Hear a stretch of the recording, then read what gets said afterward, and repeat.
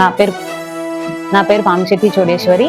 So నేను అనంతపురం ఎంపీగా అభ్యర్థిగా పోటీ చేస్తున్నాను. నేను దివ్యాంగురాలని. నేను దివ్యాంగురాలు అయినా సరే ప్రజలకి ప్రజాసేవ చేయాలనే ఉద్దేశంతో రాజకీయాల్లోకి వస్తున్నాను. నన్ను కనుక గెలిపిస్తే కనుక ఈ కింద నన్ను కనుక గెలిపిస్తే ఈ బిలో పాయింట్స్.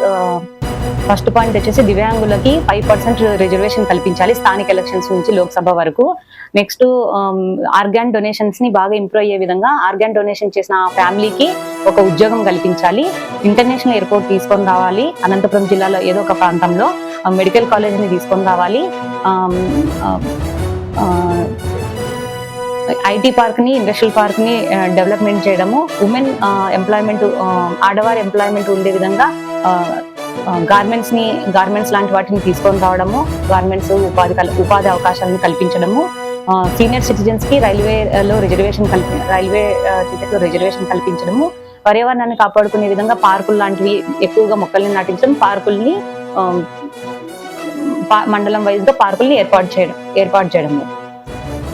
సో నన్ను ఇంతే కాకుండా ఇంకా ప్రజల సమస్యల్ని తెలుసుకొని వాటిని కేంద్ర ప్రభుత్వానికి తీసుకెళ్లి పరిష్కరిస్తారని కూడా పరిష్కరిస్తాను.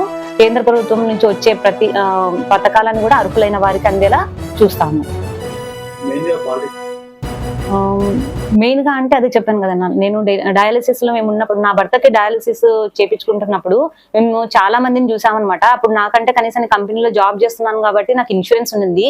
ఇన్సూరెన్స్ లేకోకుండా చాలా మంది ఇబ్బందులు పడి ఎంతో మంది చనిపోవడం కూడా చూసాం మేము. సో అప్పుడు అనిపించింది ప్రజల్లోకి వెళ్ళి మనము ఇంత హెల్త్ పరంగా బాధపడే వాళ్ళని ఇంకా వాళ్ళకి ఆదుకోవాలనేసి, ఇంకా పేద ప్రజలను కూడా ఆదుకోవాలని అనిపించింది. ఇంకా ముఖ్యంగా చెప్పాలంటే నేను నా చిన్నప్పుడు అసలు మాకు ఏమీ లేదు. సీనియర్ ఎన్టీఆర్ వాళ్ళు మాకు స్థలం ఇస్తే యాడికి గ్రామంలో తెలుగుదేశం కొట్టాలని అక్కడంతా కూడా మాకు అక్కడ స్థలం 3 సెంట్ల స్థలం ఇచ్చి అక్కడ ఒక చిన్న కొట్టంలో నివసించే వాళ్ళము.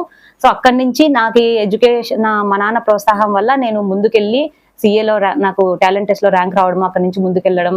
సో అట్లా నేను ఆ స్టేజ్ నుంచి ఎదిగాను కాబట్టి పేద ప్రజలను ఆదుకొని ముఖ్యంగా ఉమెన్స్ ని ఉన్నత విద్య చదువుకునే విధంగా, ప్రొఫెషనల్ కోర్స్ చదివే విధంగా చూసుకోవాలన్నది నా ఉద్దేశం. దాదాపు 70-80 కిలోమీటర్లు ట్రావెల్ చేసుకుంటూ కూడా అనంతపూర్లో, నాకు తెలిసి ఇప్పుడు అనంతపూర్లో 1-2 ఉన్నాయి అంతే డయాలసిస్ సెంటర్స్. తర్వాత హిందూపూర్లో ఉంది, అనంతపురం ఉమ్మడి డిస్ట్రిక్ట్ కి సంబంధించి. సో చాలా దూరం ట్రావెల్ చేసి చాలా ఇబ్బందులు పడి మా కళ్ళ ముందరే ఒక 3-4 చనిపోవడం కూడా చూసాం ఇక్కడ తాడపత్రికి వచ్చిన తర్వాత. అందుకని డయాలసిస్ సెంటర్స్ ని కూడా అనుకూలమైన విధంగా, అంటే ఒక 30-40 కిలోమీటర్స్ కి ఒక డయాలసిస్ సెంటర్ ఏర్పాటు చేసే విధంగా కూడా చూస్తాము.